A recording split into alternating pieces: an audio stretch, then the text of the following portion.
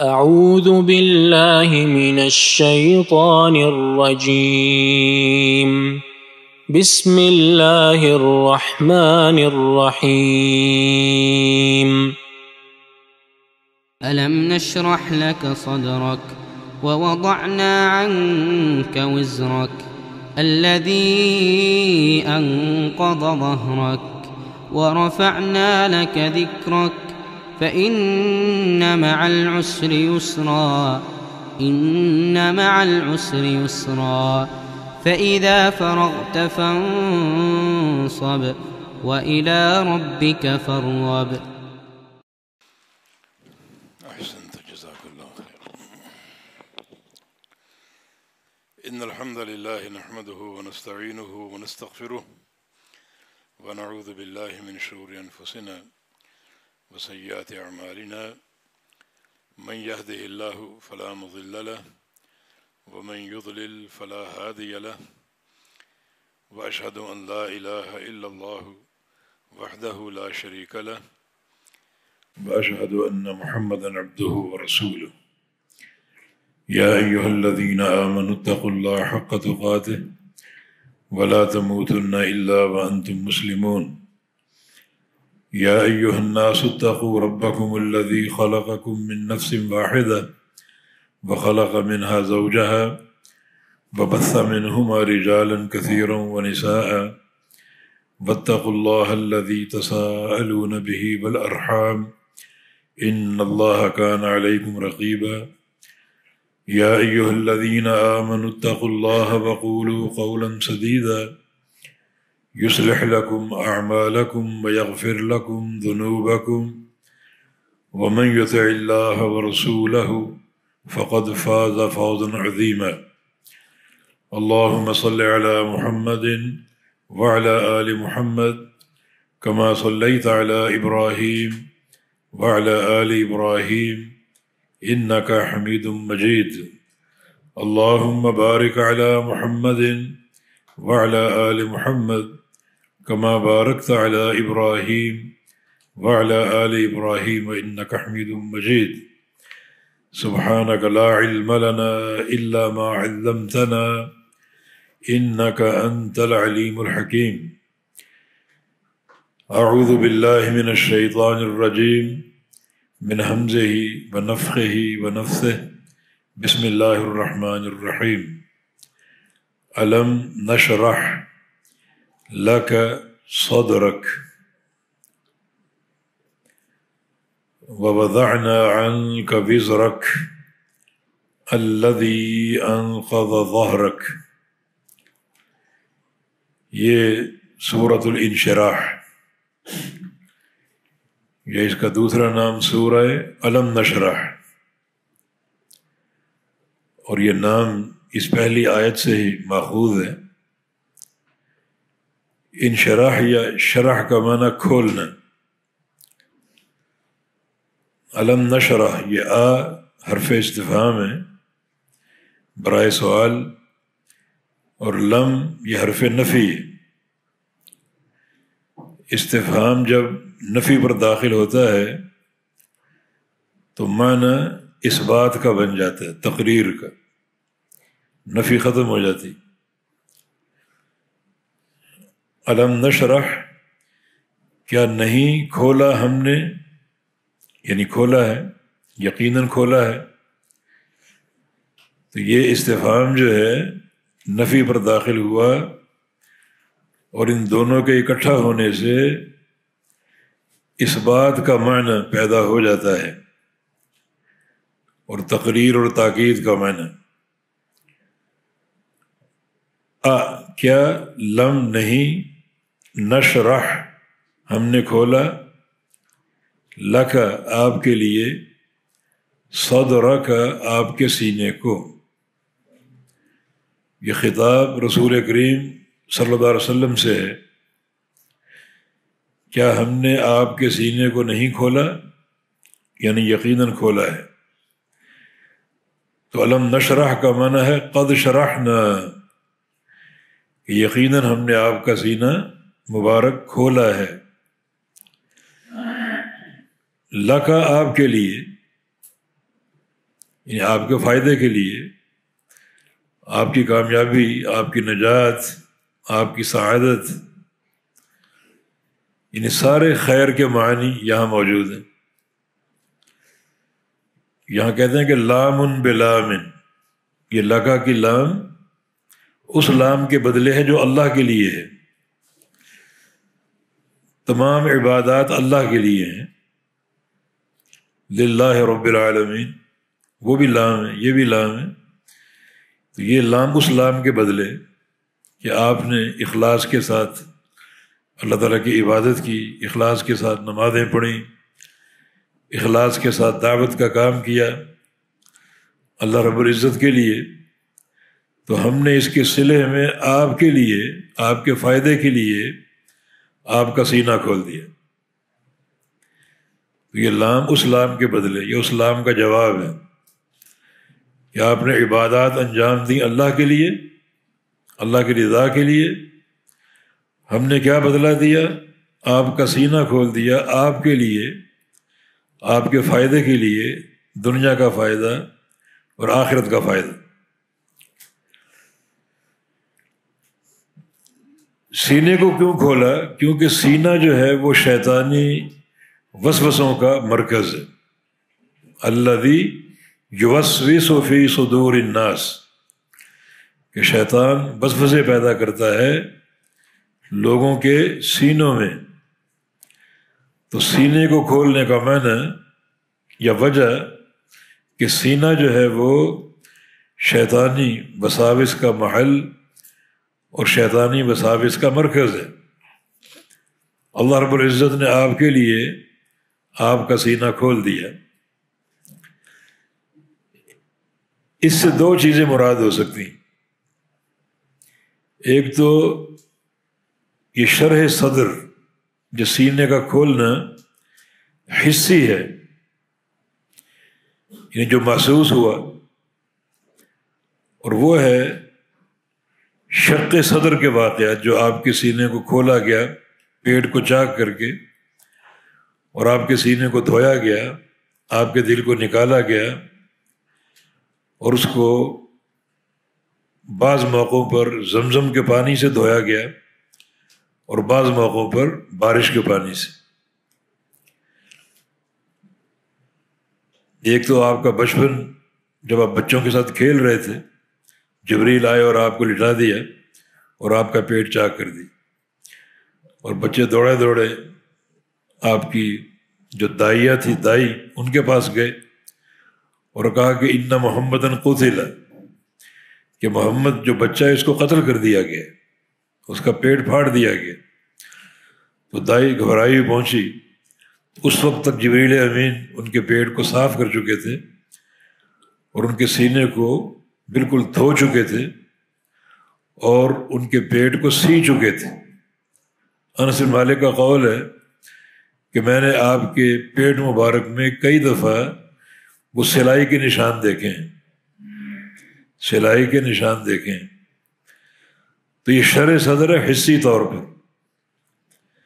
دوسری بار یہ دھویا گیا معراج کے موقع پر، اور تیسری بار دھویا گیا جب غار حرا میں وحی اتری، تاکہ جو میلانات یا رجحانات ہیں جو دل میں ہوتے ہیں ان سب کیفیتوں سے دل پاک ہو جائے، صاف ہو جائے۔ تو اللہ تعالیٰ کا یہ ایک عظیم انعام اور احسان ہے آپ پر۔ تو یہ شرح صدر حصی ہے، یا پھر اس سے مراد معنوی شرح صدر، کہ آپ کو دین اسلام پر مطمئن کر دیا، آپ کے سینے کو کھول دیا، نور ہدایت سے آپ کے سینے کو بھر دیا۔ اور ظاہر ہے کہ یہ شرح صدر جو ہے یہ پھر نور ہی نور ہے۔ افمن شرح اللہ صدرہ للاسلام فہو علی نور من ربہ، کہ اللہ رب العزت اسلام کے لیے جس کا سینہ کھول دے وہ اپنے رب کی طرف سے نور پر آ جاتا ہے، تاریکیاں چھٹ جاتی۔ تو یہ ہے معنوی شرح صدر یا آپ کو اسلام پر، دین پر، ایمان پر، عقیدے پر، دعوت پر، توحید پر بالکل مطمئن کر دیا اور اس راستے پر گامزن کر دیا۔ عبداللہ بن عباس کی تفسیر ہے الم نشرح لک صدرک اے للاسلام، کہ اسلام کے لیے ہم نے آپ کے سینے کو کھول دیا۔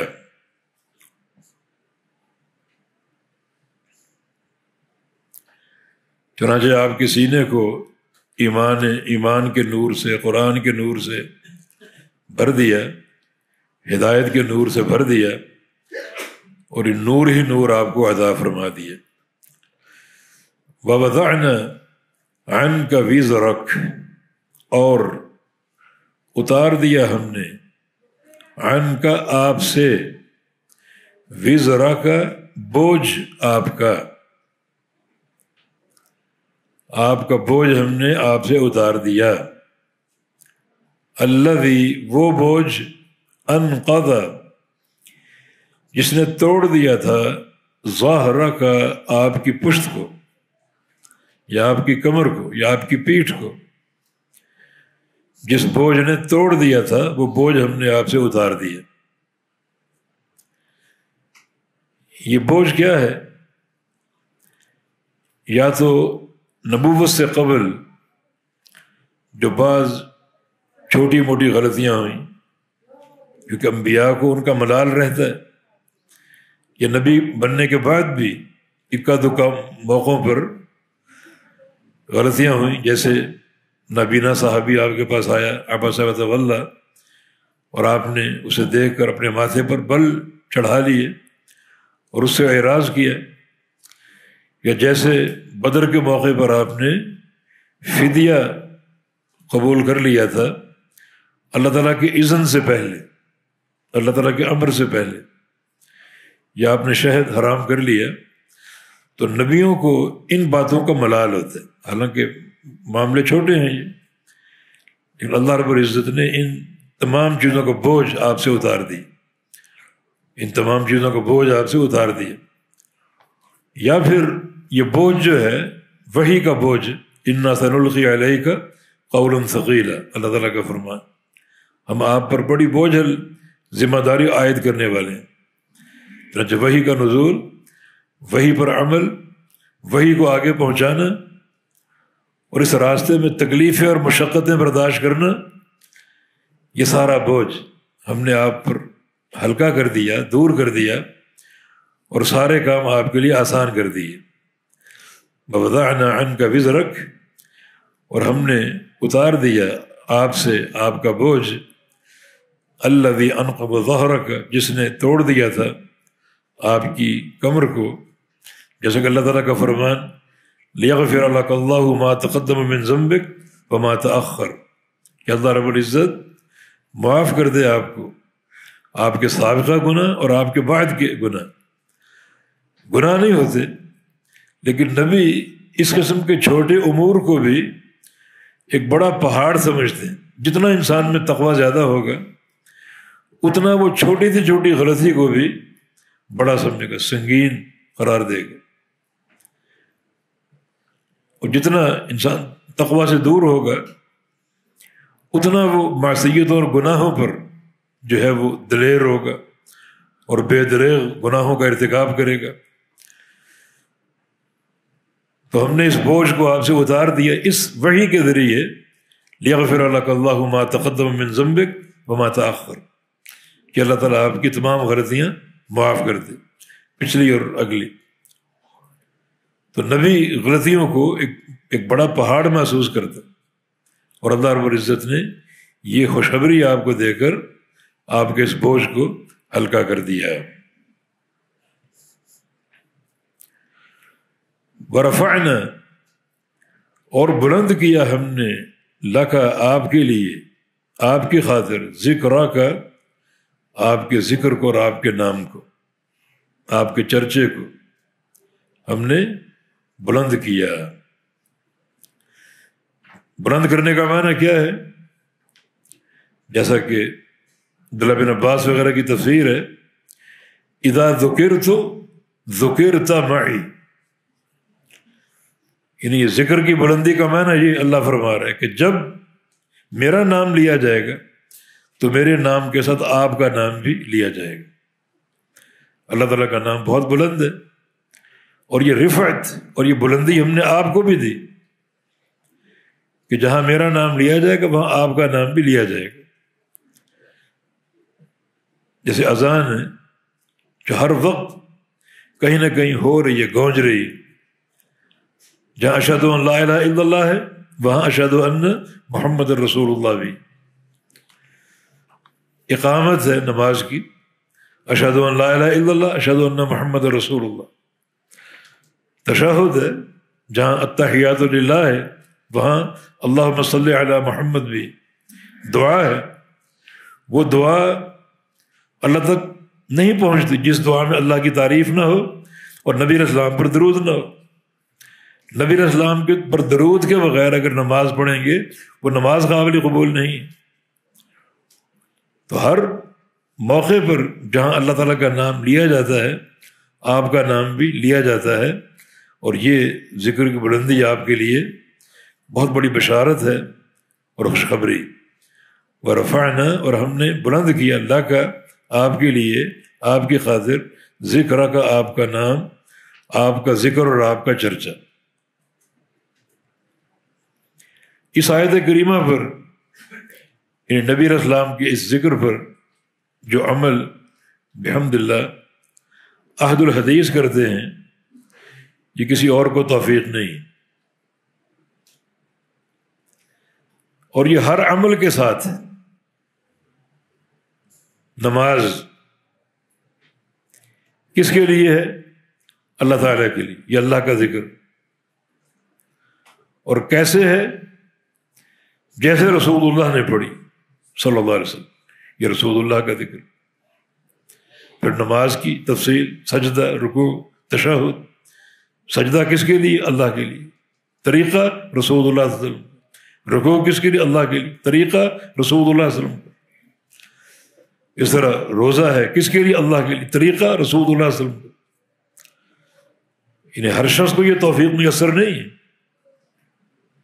ہو سکتا ہے یہ مانتے ہو نماز اللہ کے لیے، طریقہ اپنے امام کا، طریقہ اپنے باپ دادا کا، طریقہ اپنی قوم برادری کا، رسول اللہ کا نام نہیں ہے صلی اللہ علیہ وسلم۔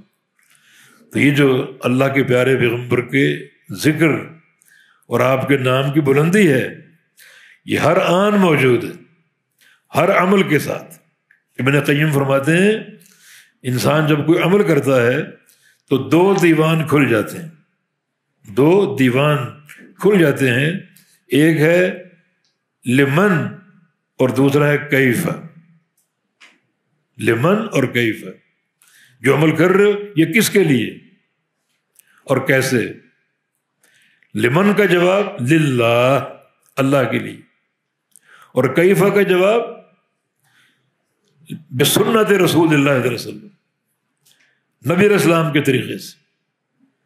ہر عمل پر یہ دو دیوان کھل جاتے، اور اگر کسی بندے کا عمل ان سے قاصر ہو یا کسی ایک دیوان کے مطابق نہ ہو وہ قابل قبول نہیں۔ عمل صحیح کب قرار پائے گا اور قابل قبول کب ہوگا؟ جب وہ دونوں دیوانوں میں فٹ آ جائے۔ لمن اے للہ ہے، اور کیف اے بسنت رسول اللہ صلی اللہ علیہ وسلم۔ تو ہر عمل کے ساتھ اللہ کے پیغمبر کا نام، عمل اللہ کے لیے اور طریقہ رسول اللہ علیہ وسلم کا۔ تو ورفعنا لک ذکرک، اور بلند کیا ہم نے آپ کے لیے آپ کے ذکر کو اور آپ کے نام کو۔ فإن مع العسر یسرا، ان مع العسر یسرا، بس بے شک مع العسر تنگی کے ساتھ، یسرا آسانی بھی ہے، تنگی کے ساتھ آسانی ہے۔ پھر فرمایا ان بے شک مع العسر تنگی کے ساتھ یسرا آسانی ہے۔ یہ ایک بشارت کا انداز، بشارت کا پہلو نبی علیہ السلام کے لیے، صحابہ کرام کے لیے، کیونکہ مکی زندگی گزری تھی تنگی کے ساتھ، مشکلات، آزمائشیں، فتنے، تکالیف، تو اللہ تعالیٰ نے مطمئن کیا کہ آسانی بھی ہے۔ اگر کوئی بندہ فقر کا شکار ہے اللہ اس کو غنا بھی دے گا، کوئی بندہ اگر مرض کا شکار اللہ اس کو شفا بھی دے گا۔ تو ہر تنگی کے ساتھ آسانی، جس کا معنی کیا ہوا؟ کسی بندے کو کوئی تنگی لاحق ہو، کوئی مرض ہو، فقر ہو، پریشانی ہو، مصیبت ہو، مشکل ہو، اگر وہ یقین کر لے کہ اللہ تعالیٰ اپنے وعدے کے مطابق آسانی بھی دے گا، ان دنوں کو پھیرے گا، تو یقیناً دن پھر جائیں گے۔ اللہ کا وعدہ ہے یہ، اور یہ وعدہ بھی انہیں تاکید کے ساتھ ایک جملہ 2 بار دہرایا گیا کہ بے شک ہر تنگی کے ساتھ آسانی ہے، بے شک تنگی کے ساتھ آسانی ہے۔ یقیناً جو اس وقت حالات ہیں مکی زندگی میں، پریشانیاں، تنگیاں، فقر، فاقہ، دشمنوں کی تکلیفیں، صدمے، ایک وقت آئے گا اللہ تعالیٰ آسانیوں کے دروازے کھول دے گا، رزق میں کشادگی ہوگی، اللہ تعالیٰ کی طرف سے مدد آئے گی، فتوحات میں غلبہ حاصل ہوگا، اور تمام تنگیاں، پریشانیاں زائل ہو جائیں گی۔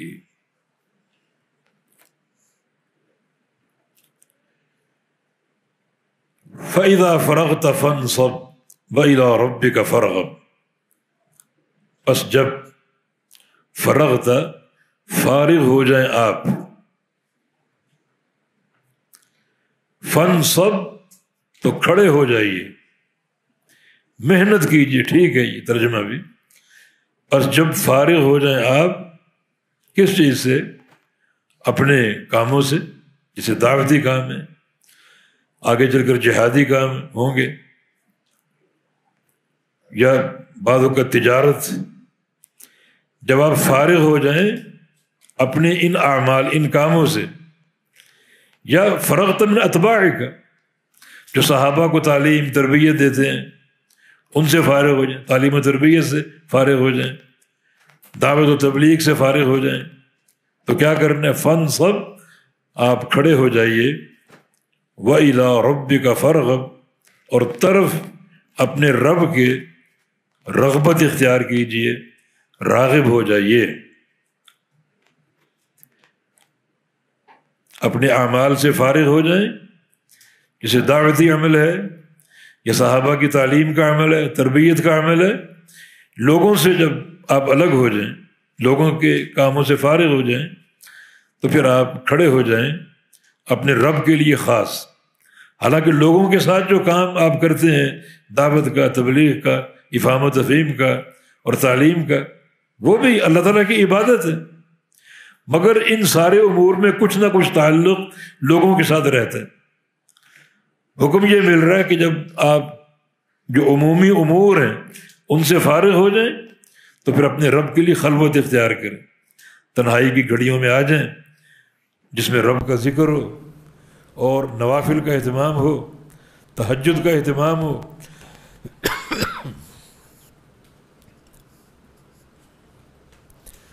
اور جو دنیا کے علائق ہیں ان سے بالکل کٹ جائیں۔ یہاں عمل کے 2 مرحلے سامنے آ رہے ہیں۔ ایک عمل وہ ہے جو مع الناس ہے، لوگوں کے ساتھ، ان کی بھلائی کے کام، خیر خواہی کے کام، دعوت کا، تبلیغ کا، تعلیم کا، یہ کام بھی اللہ رب العزت کے لیے، ان کا بھی اجر ہے، یہ بھی عبادت ہے، مگر ساتھ ساتھ یہ حکم بھی دیا گیا ہے کہ کچھ شب و روز کی ان گھڑیوں میں تنہائی کے اوقات بھی نکالیں، اپنے رب کے لیے منقطع ہو جائیں، لوگوں سے کٹ جائیں، اور نوافل کا، ذکر کا اور قرآن کی تلاوت کا اہتمام کریں۔ تو اس سے یہ ثابت ہو رہا ہے، خطاب اگر رسول اللہ علیہ وسلم سے، مگر اس کی عمومی حیثیت ہے کہ کچھ کام ہوتے ہیں اجتماعی، وہ بھی اللہ کی عبادت، وہ بھی اختیار کیے جائیں، مگر کچھ کام انفرادی جس میں انسان خلوت گزین ہو اور تنہائی میں اللہ تعالیٰ کا ذکر اور قرآن پاک کی تلاوت، نوافل وغیرہ کی ادائیگی کرے، تاکہ علائق سے کٹ کر خلوت میں اپنے رب کے ساتھ کچھ گھڑیاں گزار سکے۔ نبی علیہ السلام کی حدیث ہے، رجل ذکر اللہ خالیا ففاضت عیناہ، کہ جو شخص تنہائی میں اللہ تعالیٰ کو یاد کرے، اللہ کا ذکر کرے، اور اس کی آنکھوں سے آنسو جاری ہو جائیں تو اللہ تعالیٰ اسے قیامت کے دن اپنے سائے میں لے لے گا، اپنے عرش کا سایہ عطا فرمائے گا۔ تو اس کا معنی خلوت کی گھڑیاں بھی بڑی کارآمد ہے۔ تو اللہ اپنے نبی صلی اللہ علیہ وسلم کو حکم دے رہا ہے کہ فَإِذَا فَرَغْتَ فَانْصَبْ، جب آپ فارغ ہو جائیں اپنے عمومی اعمال سے اور لوگوں کی تعلیم اور دعوت وغیرہ سے، تو پھر آپ کھڑے ہو جائیں وَإِلَىٰ رَبِّكَ، اور اپنے رب کی طرف راغب ہو جائیے اور تنہائی کی گھڑیوں میں اللہ تعالیٰ کو یاد کیجیے تاکہ اللہ تعالیٰ کو قرب حاصل ہو اور اس کی رضا حاصل ہو اور خشیت اور توکل کی قوت اور بڑھ جائے۔ تو نبی علیہ السلام اس آیت کے نزول کے بعد اور زیادہ اہتمام کے ساتھ قیام اللیل فرمانے لگے تھے، تہجد کا اہتمام فرمانے لگے تھے۔ حدیث عائشہ صحیح بخاری میں یصلی اربع فلا تسأل عن حسنہن و طولہن، رات کو اب 4 رکعت پڑھتے، مت پوچھو وہ کتنی خوبصورت ہوتی اور کتنی طویل ہوتی، پھر 4 رکعت پڑھتے، مت پوچھو ان کی طوالت کا اور ان کے حسن کا، اور پھر 3 فجر آپ پڑھتے، 11 رکعت آپ رات کو پڑھا کرتے، انتہائی طویل۔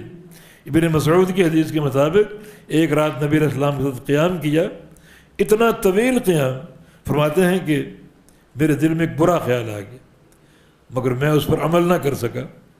وہ برا خیال یہ تھا کہ اللہ کے نبی کو میں چھوڑ کر بیٹھ جاؤں۔ طویل قیام، یعنی میں تھک گیا، تقریباً 8:45 پارے آپ نے 1 رکعت میں پڑھے، اور آپ سے پوچھا گیا کہ اتنا طویل قیام آپ کیوں کرتے ہیں؟ حتیٰ کہ پاؤں سوج جاتے، ورم آ جاتا، ایڑیاں پھٹ جاتی۔ فرمایا کہ افلا اکون عبدا شکورا، میں اللہ رب العزت کا شکر گزار بندہ نہ بنوں؟ شکر گزار، اللہ تعالیٰ کا شکر ادا کرنے کے لیے۔ تو یہ طویل قیام، وَإِلَىٰ رَبِّكَ فَارْغَب، اس آیت کریمہ پر عمل کہ آپ طویل جو ہے وہ قیام فرماتے۔ یہاں درس یہ ہے کہ کچھ وقت خلوت میں گزارنا چاہیے، دن رات کی گھڑیوں میں کچھ وقت جو ہے خلوت میں گزارنا چاہیے۔ بندہ ریاکاری سے دور ہوتا ہے، بچ جاتا ہے، اور یہ تربیت مستقل اس کے اخلاص کا باعث ہو سکتی۔ تو یہ خلوت کی گھڑیاں بڑی کارآمد ہیں، اور اللہ رب العزت اپنے نبی کو یہ حکم یہاں ارشاد فرما رہے ہیں۔ چلیے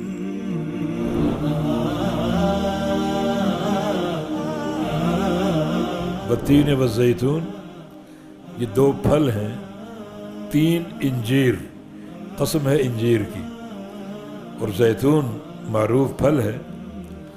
یہ 3 جو انجیر جو پھل ہے یہ کھانے کے لیے ہے، اور زیتون جو پھل ہے یہ کھایا بھی جاتا ہے اور نچوڑا بھی جاتا ہے، جس کا تیل تیار ہوتا ہے۔ اور اللہ رب العزت نے ان 2 پھلوں کی قسم کھائی کیونکہ یہ پھل بڑے عظیم الشان اور بڑے نفع بخش اور انتہائی مفید دونوں پھل ہیں، جن کے فوائد اگر آپ تلاش کریں تو بے تحاشا فوائد آپ کو ملیں گے۔ اور بعض علماء کا قول ہے کہ 3 اور زیتون دونوں کو جمع کیا گیا ہے، تو اگر ان دونوں پھلوں کا استعمال اکٹھا کیا جائے تو بہت زیادہ نافع اور مفید ہوگا انسان کے لیے، اور بہت سے امراض میں شفا کا باعث ہوگا۔ یہ 2 پھل ہیں جو بڑے عجیب ہیں، ان کے منافع بڑے عجیب ہیں، ان کی تاثیر بڑی عجیب ہے۔